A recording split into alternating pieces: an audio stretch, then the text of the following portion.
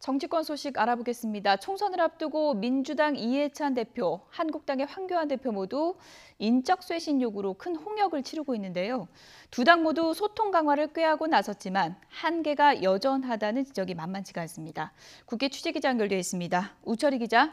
네, 국회입니다. 네, 먼저 여당 상황부터 좀 알아보죠. 이해찬 대표, 소통 강화를 위해서 지금 어떤 행보 계획하고 있습니까?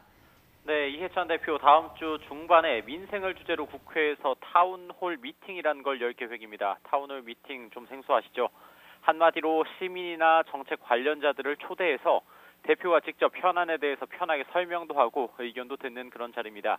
조국 정국으로 깎아먹은 점수를 공수처 신설 등 검찰 개혁과 민생 입법으로 만회하려는 의도로 풀이가 됩니다.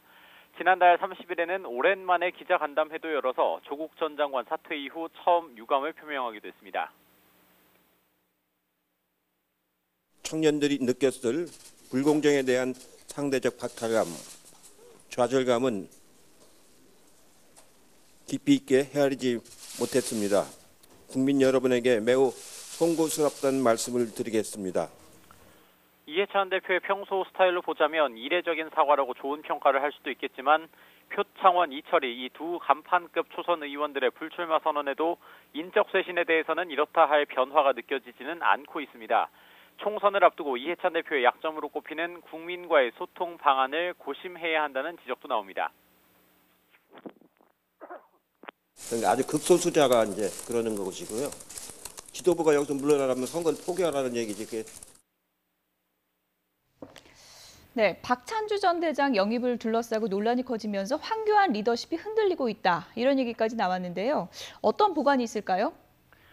네, 황교안 대표 따뜻하면서도 강한 대표 이런 이미지를 부각하면서 역시나 소통 강화에 나섰습니다. 어제죠, 한국당 공식 유튜브 채널에 오늘 황교안입니다. 이런 영상이 올라왔습니다. 지금 화면으로도 보고 계신데요. 황교안 대표가 직접 색소폰을 연주했습니다. 한번 보시죠.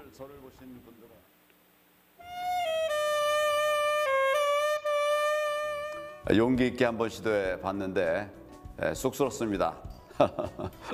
당대표 황교안이 아니라 이 시대를 살아가는 평범한 시민 황교안으로서 제 이야기를 해볼까 합니다. 네, 동시에 황교안 대표 이번 달 주말 내내 전국을 돌면서 공수처법 저지 국회의원 정수 축소 촉구 보고대회를 엽니다. 오늘은 먼저 경남 창원을 찾았습니다. 직접 특강까지 할 건데요. 투쟁을 진두지휘하는 리더십을 부각할 계획입니다. 다만 황교안 대표 역시 한계가 뚜렷하게 드러나고 있습니다. 한국당은 이번 주에 공관병 갑질 논란의 당사자 박찬주 전 대장 영입건으로 발칵 뒤집혔습니다.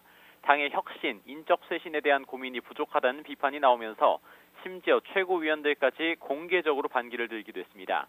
황교안 대표가 당내 일부 의원들하고만 밀실에서 의사결정을 한다는 볼멘 소리도 숨기지가 않았습니다. 리더십 타격이 불가피해 보인다는 지적에 황교안 대표는 되려 발끈하는 모습을 여과 없이 드러냈습니다. 배제하신 것은 가장 큰 이유가 뭔가요? 지금 내 말씀 들었습니까? 배제라니요. 정말 귀한 분이에요. 뭐 그걸 리더십의 상처라고 하면 저에게 남아있는 리더십이 없을 겁니다. 내년 총선 채비에 본격적으로 나선 여야 모두 당을 이끄는 대표의 아킬레스건을 누가 먼저 극복하고 중도층의 마음을 돌리느냐에 따라 운명도 결정될 전망입니다. 지금까지 국회에서 YTN 우철입니다.